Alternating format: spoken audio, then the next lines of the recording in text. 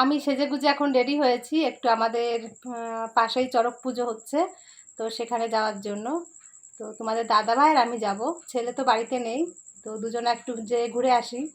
ঘরের ভিতর থাকতে আর ভালো লাগছে না, বোরিং লাগছে, তো সেই জন্যই আর কি যাচ্ছি হাঁটতে হাঁটতে দুজনা। আর এই যে তোমাদের দাদাভাই, তো দাদাভাইকে নিয়েই যাচ্ছি আমি মেলাতে, ওর মনটা ঠিক রাখার জন্য, তাই তো? পাবো না তো।